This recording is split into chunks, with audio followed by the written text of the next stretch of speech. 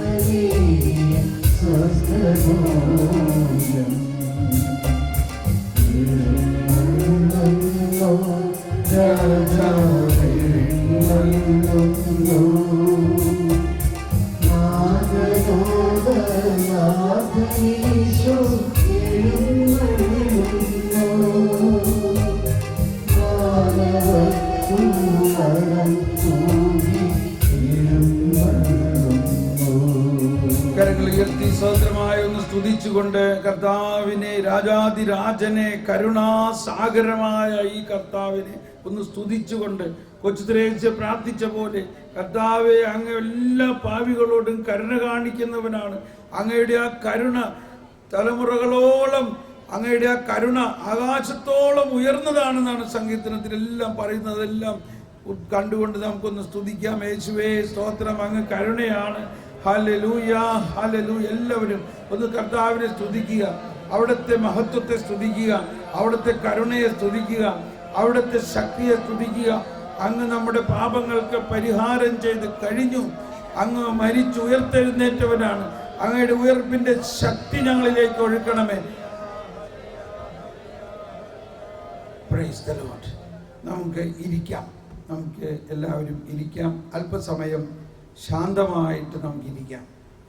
ഈ ശാന്തമായ ഇരിക്കുമ്പോൾ നമ്മൾ ഈ പുതിയ വീഞ്ഞ്, ആ പുതിയ ഉടുപ്പ് അണിഞ്ഞിരിക്കുന്നു. മാമോദീസായിലൂടെ നമ്മുടെ പഴയതെല്ലാം ഈശോ എടുത്ത് മാറ്റിക്കൊണ്ട് നമ്മളെ ഒരു പുതിയ വസ്ത്രം ധരിപ്പിച്ചിരിക്കുന്നു. നമ്മൾ പുതിയ വീഞ്ഞായിരിക്കുന്നു. പക്ഷേ ഒറ്റ കാര്യം ഇനി ചെയ്യാനുള്ളൂ, പഴയ എടുത്ത് മാറ്റുക. പുതിയ വസ്ത്രം കിട്ടിയിട്ട് ഇനിയും പഴയത് വെച്ചുകൊണ്ടിരിക്കേണ്ട. പുതിയ വീഞ്ഞ് കിട്ടിയാൽ അതിനൊരു പുതിയ തോൽക്കുടം വേണം. പഴയ തോൽക്കുടത്തിൽ ആരും പുതിയ വീഞ്ഞ് വയ്ക്കാറില്ല. കാനായിലെ കല്യാണത്തിന് വെള്ളം വീഞ്ഞാക്കിയതിൻ്റെ അർത്ഥം, വെള്ളം എന്ന ആ ഫരിസേയരുടെ അവസ്ഥ മാറ്റി വീഞ്ഞ് എന്ന ക്രിസ്തുവിൻ്റെ അവസ്ഥയിലേക്ക് രൂപാന്തരപ്പെടുത്താനാണ് ഈശോ വന്നിരിക്കുന്നത്. വീഞ്ഞ് തീർന്നു പോയപ്പോൾ ഈശോനെ പറഞ്ഞാൽ മതിയായിരുന്നല്ലോ വീഞ്ഞുണ്ടാകട്ടെ എന്ന്. അങ്ങനെയല്ല ചെയ്തത്. ആ പഴയ തോൽക്കുടങ്ങളൊന്നും നിറച്ചേയില്ല, ആ പഴയ തോൽക്കുടങ്ങൾ ഉപയോഗിച്ചേയില്ല. അവിടെ ഉണ്ടായിരുന്ന കൽഭരണികൾ അവരുടെ ശുദ്ധീകരണ പ്രക്രിയ നടത്തിയിരുന്നതാണ്. വെള്ളം വെച്ചിരുന്ന കൽഭരണികളെ എടുത്തുകൊണ്ട് അതിൽ വെള്ളം നിറച്ചു. കാരണം ഈ കൽഭരണികൾ മനുഷ്യൻ്റെ മാനുഷികമായ ആ മണ്ണിൻ്റെ സ്വഭാവത്തിൻ്റെ തുല്യമാണ്. ആ മണ്ണിൻ്റെ സ്വഭാവമുള്ള മനുഷ്യനെ വിണ്ണിൻ്റെ സ്വഭാവമുള്ളവനാക്കുന്നതാണ് അതിൻ്റെ അർത്ഥം. മാത്രമല്ല, ഇനി ഈ കൽഭരണികളുടെ ആവശ്യവുമില്ല. ഇനി ശുദ്ധീകരണം നടക്കേണ്ടത് വെള്ളം കൊണ്ടല്ല. ഇനി ശുദ്ധീകരണം നടത്തേണ്ടത് പുതിയ നിയമത്തിലെ ദൈവത്തിൻ്റെ കരുണ കൊണ്ടും കൃപ കൊണ്ടും പരിശുദ്ധാത്മാവ് കൊണ്ടുമാണ്. അതുകൊണ്ട് നിങ്ങളുടെ ഈ ശുദ്ധീകരണമല്ല ഇനി വേണ്ടത്, ദൈവാത്മാവിൻ്റെ ശുദ്ധീകരണമാണ്. ഇതെല്ലാമാണ് കാനായിലെ കല്യാണത്തിൻ്റെ അർത്ഥം. മാതാവ് പറഞ്ഞു, ഇനി അവൻ പറയുന്നത് കേൾക്കുക. പ്രവാചകന്മാരും നിയമവും പറയുന്നതല്ല ഇനി കേൾക്കേണ്ടത്, അവൻ പറയുന്നത് ചെയ്യുക. നമ്മുടെ ജീവിതത്തിൽ ഇപ്പം നമ്മൾ ആഗ്രഹിക്കേണ്ടത് ഒന്നാണ്, കർത്താവേ, ഇതെല്ലാം ഞങ്ങൾ കേട്ടു, പക്ഷെ ഞങ്ങളുടെ പാപ സ്വഭാവമോ പരിസയ സ്വഭാവമോ ഞങ്ങൾക്ക് മാറ്റാൻ പറ്റുന്നില്ല. എന്നാൽ ഞങ്ങൾ വിശ്വസിക്കുന്നു അങ്ങ് ഞങ്ങളുടെ ഈ പരിസയ സ്വഭാവമാകുന്ന വെള്ളത്തെ മാറ്റി വീഞ്ഞാക്കി പുതിയ സൃഷ്ടിയാക്കും എന്ന് ഞങ്ങൾ വിശ്വസിക്കുന്നു. വിശുദ്ധീകരിച്ചിടണേ ദൈവമേ, വിശുദ്ധീകരിച്ചിടണേ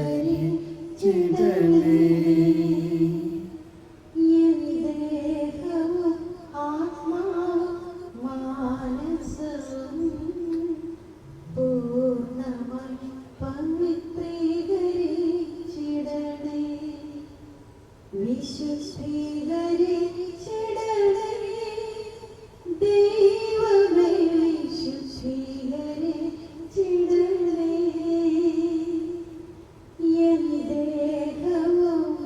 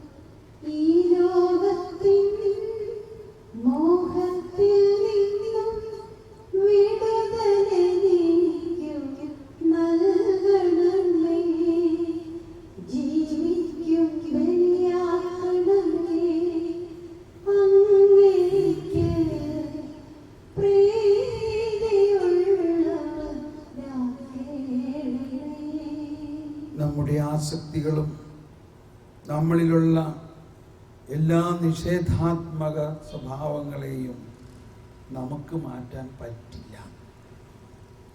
മനുഷ്യന് അസാധ്യമാണത്. എന്നാൽ ഈശോ വന്നിരിക്കുന്നത് അവയെ പുതിയതാക്കി മാറ്റുന്നു. മത്തായിയുടെ ഭവനത്തിൽ ചെന്നു, അപ്പോൾ മുതൽ മത്തായി ഒരു പുതിയ സൃഷ്ടിയായി. സക്കേവൂസിൻ്റെ ഭവനത്തിൽ ചെന്നു, അപ്പോൾ മുതൽ സക്കേവൂസ് ഒരു പുതിയ സൃഷ്ടിയായി. കിണറ്റിൻകരയിൽ വെള്ളം കോരാൻ വന്ന സമരിയാക്കാരിയുടെ അടുത്തേക്ക് ചെന്നു, അപ്പോൾ മുതൽ അവൾ ഒരു പുതിയ സൃഷ്ടിയായി. 38 വർഷം കുളത്തിൻകരയിൽ കിടന്നിരുന്ന ആളുടെ അടുത്ത് ചെന്നു, അപ്പോൾ മുതൽ അവനൊരു പുതിയ സൃഷ്ടിയായി. ഏറ്റവും വലിയ ഫരിസേയ പ്രമാണിയും ക്രിസ്ത്യാനികളെ വലിച്ചിഴച്ചു കൊണ്ടുവന്ന് അറസ്റ്റ് ചെയ്യാൻ വന്നിരുന്ന സാവൂൾ എന്ന ആ ഫരിസേയൻ കർത്താവിൻ്റെ സ്പർശനമേറ്റപ്പോൾ പുതിയ സൃഷ്ടിയായി. വലിയ ഒരു അപ്പസ്തോലനായി ഡമാസ്കസിൽ ക്രിസ്ത്യാനികളെ പീഡിപ്പിക്കാൻ ചെന്ന ആ സ്ഥലത്ത് ക്രിസ്തുവിനെ പ്രഘോഷിക്കുന്നവനാക്കി ക്രിസ്തു മാറ്റി. ഇങ്ങനെ ഒരു മാറ്റം നമ്മളിൽ ഉണ്ടാകണം. ഒരു മാറ്റം നമ്മളിൽ ആരംഭിച്ചു കഴിഞ്ഞു എന്ന് ഈ സാക്ഷ്യങ്ങളിലൂടെ നമ്മൾ മനസ്സിലാക്കി. ഇതാണ് ഏറ്റവും വലിയ സൗഖ്യം. ഇതുപോലെ നമ്മുടെ സ്വഭാവത്തിനും നമ്മുടെ ജീവിതത്തിലെ ഒരു മാറ്റമുണ്ടാകുമ്പോൾ നമ്മുടെ കുടുംബം മുഴുവനും മാറും. അതാണ് ഈശോ പറഞ്ഞത്, അതാണ് അപ്പോസ്തല പ്രവർത്തനം പറഞ്ഞത്. ഈ കർത്താവായ യേശുക്രിസ്തുവിൽ വിശ്വസിക്കുക, നീയും നിന്റെ കുടുംബവും മാറും. നമ്മളല്ല അത് മാറ്റുന്നത്, കർത്താവായ യേശുക്രിസ്തു നമ്മളെ മാറ്റും. കർത്താവായ യേശുക്രിസ്തുവിൻ്റെ ശരീരരക്തങ്ങളും ആത്മാവും വചനവും നമ്മളിൽ തന്നു കഴിഞ്ഞിരിക്കുന്നു. ഇനി നമ്മൾ മോശയുടെ വചനത്തിൻ്റെ പൂർത്തീകരണമാണ് ഇവിടെ സംഭവിക്കേണ്ടത്. മോശയുടെ വചനവും കൽപ്പനകളുടെയും പൂർത്തീകരിക്കലാണ് യേശു വന്നതെന്നാണ് ഈശോ പറഞ്ഞത്. ഞാൻ വന്നിരിക്കുന്നത് നിയമത്തെ പൂർത്തിയാക്കാനാണെന്ന് പറഞ്ഞതിൻ്റെ അർത്ഥം അതാണ്. എന്താണ് നമ്മളുടെ ജീവിതത്തിൽ ഇന്നും നമുക്കുള്ള പ്രയാസം? നമ്മളിവിടെ കേട്ടു, റോബിൻസൺ വളരെ തുറന്ന് പറഞ്ഞു, ഞാൻ ഇത്രയെല്ലാം ചെയ്യുന്നുണ്ടെങ്കിലും എൻ്റെ കുടുംബത്തിൽ ഞാൻ മക്കളെയും എല്ലാവരെയും ഒരു ചട്ടപ്പടി പട്ടാള മനോഭാവത്തോടു കൂടി അവരെ വടികൊണ്ട് അടിച്ചും പിടിച്ചും കൺട്രോൾ ചെയ്യുന്ന അവസ്ഥയാണ്. എന്നാൽ ഇപ്പോൾ ആ അവസ്ഥയ്ക്ക് മാറ്റം വരാൻ പോവുകയാണ്. കർത്താവേ, നീയാണ് എൻ്റെ കുടുംബത്തിനെ നയിക്കേണ്ടത്. നിന്റെ കരുണയാണ്, നിന്റെ സ്നേഹമാണ്. എൻ്റെ മക്കളിൽ എന്തെല്ലാം തെറ്റുണ്ടായാലും അങ്ങ് അതെല്ലാം ഏറ്റെടുത്ത് കഴിഞ്ഞിരിക്കുന്നു ഞാൻ വിശ്വസിക്കുന്നു. എൻ്റെ ഭാര്യയിൽ, എൻ്റെ ഭർത്താവിൽ എന്തെല്ലാം തെറ്റുണ്ടായാലും അങ്ങ് അതെല്ലാത്തിനും പരിഹാരം ചെയ്ത് കഴിഞ്ഞിരിക്കുന്നു എന്ന് ഞാൻ വിശ്വസിക്കുന്നു. കർത്താവേ, ആ പരിഹാരം ചെയ്ത് കഴിഞ്ഞ് അതിൻ്റെ കൃപ ഓരോ വിശുദ്ധ കുർബാനയിലൂടെയും മാമോദിസയിലൂടെയും തൈലലേപനത്തിലൂടെയും കുമ്പസാരത്തിലൂടെയും കുർബാനയിലൂടെയും ഞങ്ങളിലേക്ക് സൗജന്യമായി അങ്ങ് ഒഴുക്കിയിരിക്കുന്നു എന്ന് ഞാൻ വിശ്വസിക്കുന്നു. ദൈവമേ, അങ്ങ് അവരോരോരുത്തരിലും വസിക്കുന്നുണ്ട്. ഇനി ആരും തൻ്റെ സഹപൗരനെയോ സഹോദരനെയോ കർത്താവിനെ അറിയണം എന്ന് പഠിപ്പിക്കേണ്ടതില്ല. കർത്താവ് തന്നെ അവരുടെ ഉള്ളിൽ വസിക്കുന്നു. അതാണ് പുതിയ നിയമത്തിൻ്റെ പ്രത്യേകത. പഴയ നിയമത്തിൽ കർത്താവ് അവരുടെ കൂടാരത്തിൽ വസിച്ചിരുന്ന പോലെയല്ല. ഇതാ കർത്താവിൻ്റെ കൂടാരം മനുഷ്യരോട് കൂടെ. അതാണ് പുതിയ നിയമം. നമ്മൾ ഓരോരുത്തരിലും ദൈവം എമ്മാനുവേലായിട്ട് വസിക്കുന്നു എന്നതാണ് പുതിയ നിയമം. ഇത് നിങ്ങൾ വാങ്ങി ഭക്ഷിക്കുവിൻ, ഇത് നിന്റെ പാപമോചനത്തിനായി നൽകുന്ന എൻ്റെ ജീവനാണ്, എൻ്റെ ശരീരമാണ്, എൻ്റെ രക്തമാണ്. അതാണ് പുതിയ നിയമം. അതെല്ലാം സംഭവിച്ചു കഴിഞ്ഞിരിക്കുന്നു. ഇനി നമ്മളൊന്നും ചെയ്യേണ്ടതില്ല. ഈ വിശ്വാസത്തിൽ ഈ മാറ്റമുണ്ടായാൽ മതി. നമ്മളുടെ അനുഷ്ഠാനത്തിലൂടെ അല്ല, പാപിയെ സൗജന്യമായി നീതീകരിക്കുന്നവനിലുള്ള വിശ്വാസം അവന് നീതിയായി പരിഗണിക്കപ്പെട്ടു. അതാണ് അബ്രാഹത്തിന് കൊടുത്ത വിശ്വാസം. നമുക്ക് ലഭിച്ചിരിക്കുന്നത് ആ അബ്രാഹത്തിന് ദൈവം കൊടുത്ത വിശ്വാസമാണ്. അത് യേശുക്രിസ്തുവിലൂടെയാണ് നടപ്പാക്കപ്പെട്ടത്. വിശ്വസിക്കുക. നമുക്കൊരിക്കൽ കൂടി ഹൃദയം തുറന്ന് വിശ്വസിക്കാം. കർത്താവേ, ഞങ്ങളിപ്പോൾ യേശുവിൽ വിശ്വസിക്കുന്നു എന്ന് പറഞ്ഞാൽ അതിൻ്റെ അർത്ഥം ഇപ്പോഴാണ് ഞങ്ങൾക്ക് മനസ്സിലാവുന്നത്. യേശു എൻ്റെ പാപത്തിന് പരിഹാരം ചെയ്തു എന്ന് ഞാൻ വിശ്വസിക്കുന്നു. യേശു എൻ്റെ ഭാര്യയുടെ, എൻ്റെ ഭർത്താവിൻ്റെ, എൻ്റെ മക്കളുടെ പാപത്തിന് പരിഹാരം ചെയ്തു. യേശു എൻ്റെ നാട്ടുകാരുടെ പാപത്തിന് പരിഹാരം ചെയ്തു എന്ന് ഞാൻ വിശ്വസിക്കുന്നു. യേശു 4 പേർ തളർവാദ രോഗിയെ കൊണ്ട് വന്നപ്പോൾ ആ 4 പേരുടെ വിശ്വാസം കണ്ടിട്ട് യേശു തളർവാദ രോഗിയോട് പറഞ്ഞു, നിന്റെ പാപങ്ങൾ, മകനെ, നിന്റെ പാപങ്ങൾ ഞാൻ ക്ഷമിച്ചിരിക്കുന്നു. ആ തളർവാദ രോഗി പാപിയാണ്, അവന് വിശ്വാസവുമില്ല, അവൻ തളർന്നു കിടക്കുന്നു, അവൻ്റെ ബുദ്ധി മന്ദീഭവിച്ചിരിക്കുന്നു, അവന് വിശ്വസിക്കാനും പറ്റില്ല. എന്നാൽ 4 പേർ, യേശുവിൽ വിശ്വസിക്കുന്ന 4 പേരുടെ വിശ്വാസം കണ്ടിട്ട് ആ വിശ്വാസത്തിൻ്റെ ശക്തി കൊണ്ട് തളർവാദ രോഗിയുടെ പാപം ക്ഷമിച്ചിരിക്കുന്നു.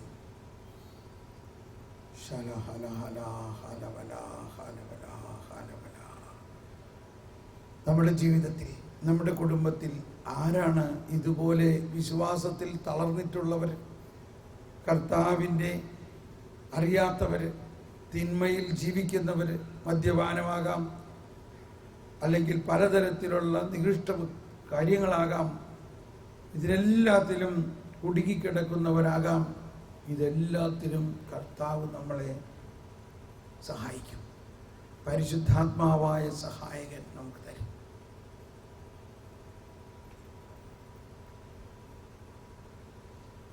നമുക്ക് ആ ജീവജലത്തിൻ്റെ ഉറവ നമ്മൾക്ക് ലഭിച്ചിരിക്കുന്നു. ആ ഉറവയെ ജ്വലിപ്പിക്കാം. നമുക്ക് എഴുന്നേറ്റ് നിന്നുകൊണ്ട് പരിശുദ്ധാത്മാവിൻ്റെ ഈ ഗാനത്തിൻ്റെ ഈരടികൾ പാടിക്കൊണ്ട് ആ ജീവജലത്തിൻ്റെ ഉറവ നമ്മളിൽ ജ്വലിക്കട്ടെ.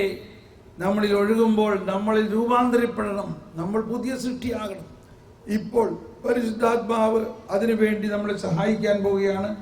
നമുക്കൊന്ന് എല്ലാവരും ഏറ്റുപാടിക്കൊണ്ട് ഞാൻ നിങ്ങൾക്ക് വേണ്ടി പ്രാർത്ഥിക്കാൻ പോകുന്നതാണ്.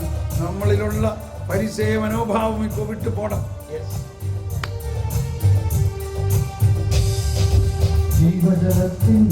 കൈയടിച്ച്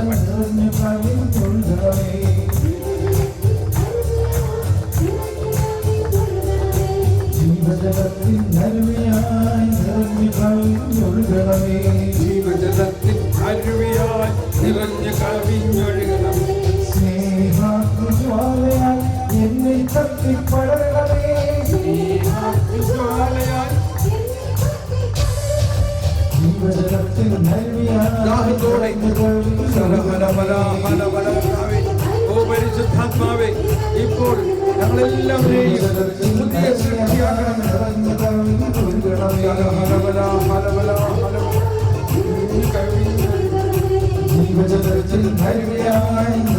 ഞങ്ങളുടെ ജീവിതത്തിൽ പരിശുദ്ധാത്മാവിലൂടെ ഞങ്ങളെ പുതിയ സൃഷ്ടിയാക്കണമേ. ഞങ്ങളെ പൂർണ്ണമായും പുതിയ സൃഷ്ടിയാക്കണമേ. ഞങ്ങളിലുള്ള വെള്ളം വീഞ്ഞാക്കി മാറ്റണമേ. ഞങ്ങളിലുള്ള എല്ലാ അന്ധകാരവും അകറ്റണമേ. ഞങ്ങളിലുള്ള വിശ്വാസത്തെ ഉണർത്തണമേ. ഞങ്ങളിലുള്ള പരിസയ മനോഭാവത്തെ അകറ്റണമേ. ഞങ്ങളിൽ കരുണയും സ്നേഹവും ഒഴുക്കണമേ.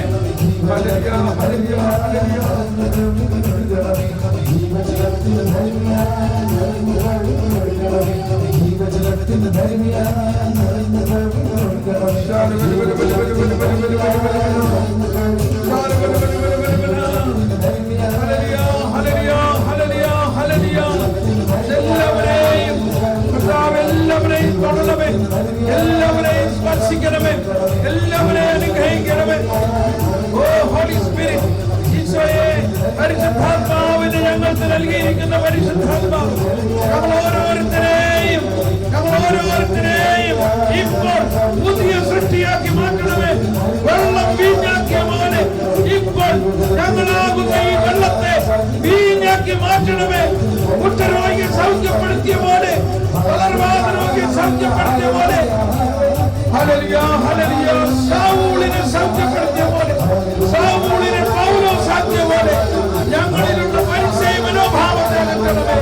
ഞങ്ങളിലുള്ള പഴയ മനുഷ്യനെ ഉരിഞ്ഞു മാറ്റണമേ.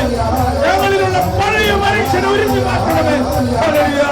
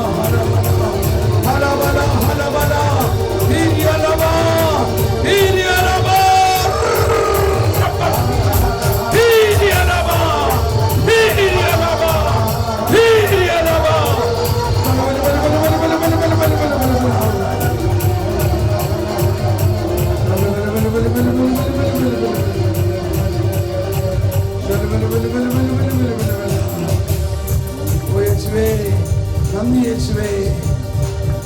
ശാന്തമായി കർത്താവ് നമ്മളെ പുതിയ സൃഷ്ടിയാക്കിയിരിക്കുന്നു. വിശ്വസിക്കുക. നമ്മൾക്കിതെല്ലാം സംഭവിച്ചു കഴിഞ്ഞിരിക്കുന്നു. മാമോദീസായിലൂടെ നമ്മളിൽ ഇത് നൽകി കഴിഞ്ഞിരിക്കുന്നു. വിശുദ്ധ കുർബാനയിലൂടെ നമ്മളിൽ ഇത് നൽകി കഴിഞ്ഞിരിക്കുന്നു. നമ്മൾ രൂപാന്തരീകരിക്കപ്പെട്ടവരാണ്. വിശ്വസിച്ചാൽ മതി. ഇതെല്ലാം നമ്മളിൽ സംഭവിച്ചു കഴിഞ്ഞിരിക്കുന്നു. നമ്മുടെ ശക്തി കൊണ്ട് നമ്മളെ വിശുദ്ധീകരിക്കാൻ പറ്റില്ല. ദൈവത്തിന് മാത്രമേ നമ്മളെ വിശുദ്ധീകരിക്കാൻ പറ്റുള്ളൂ.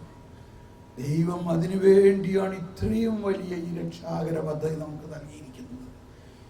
നമ്മുടെ പ്രവൃത്തിയിൽ ആശ്രയിക്കാതെ വിശ്വാസം വഴിയാണ് കൃപ നമ്മിലേക്ക് ഒഴുകുന്നത്. അത് സംഭവിച്ചിരിക്കുന്നു. വിശ്വസിക്കുക. വിശ്വസിക്കുന്നവൻ അവരിലുള്ള മല മാറും. അവരിലുള്ള മല മാറും. അവരിലുള്ള പച്ചവെള്ളം മുന്തിരിച്ചാറായി മാറും. അവൻ യേശുവിൻ്റെ സ്നേഹവും മഹത്വവും നിറഞ്ഞ മറ്റൊരു യേശുവായിട്ട് മാറും. നമുക്കൊന്ന് നന്ദി പറയാം. കർത്താവേ നന്ദി, കർത്താവേ നന്ദി. ഞങ്ങൾ വിശ്വസിക്കുന്നു. അങ്ങ് ഞങ്ങളുടെ പ്രാർത്ഥന കേട്ടു. നമുക്ക് മുട്ടുകുത്തി കർത്താവിൻ്റെ ആശീർവാദം സ്വീകരിക്കാം. കർത്താവിതാ നമ്മളെ ആശീർവദിക്കുന്നു. പരിശുദ്ധ പരമദിവ്യ കാരുണ്യത്തിനെ, പരിശുദ്ധ പരമദിവ്യ കാരുണ്യത്തിനെ, പരിശുദ്ധ പരമദിവ്യ കാരുണ്യത്തിനെ.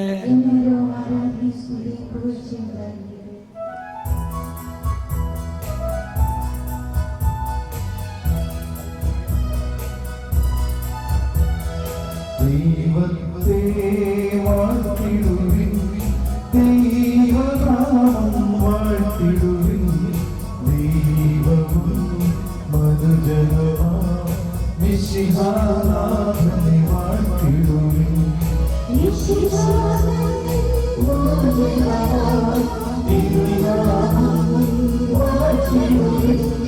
സ്നേഹത്തിൻ ഉറവിടമാം പീഠത്തിൽ മാനരുളം മിശിഹായെ വാഴ്ത്തിടുവിൻ. രക്ഷകനാ മിശിഹാതൻ ദിവ്യദിനം വാഴ്ത്തിടുവിൻ. ദൈവാത്മാവിനെ വാഴ്ത്തിടുവിൻ. ദൈവത്തിൻ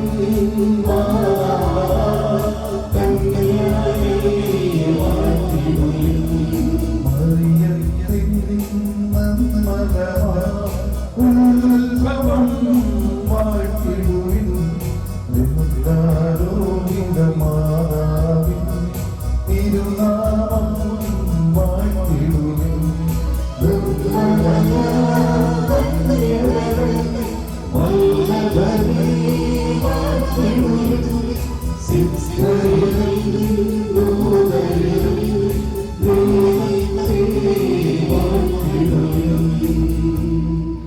നാളെ നമ്മുടെ ഈ കൺവെൻഷന്റെ അവസാന ദിവസമാണ്. നിങ്ങൾ കൂടുതൽ നേരത്തെ വരണം. നാളെ നമ്മൾ കൂടുതൽ ശക്തമായ അഭിഷേകത്തിന് വേണ്ടി പ്രാർത്ഥിക്കണം. പ്രഭാതത്തിൽ ഉണർന്നെല്ലാവരും ജ്ഞാനത്തിന് വേണ്ടി പ്രാർത്ഥിക്കണം. Praise the Lord. എല്ലാവർക്കും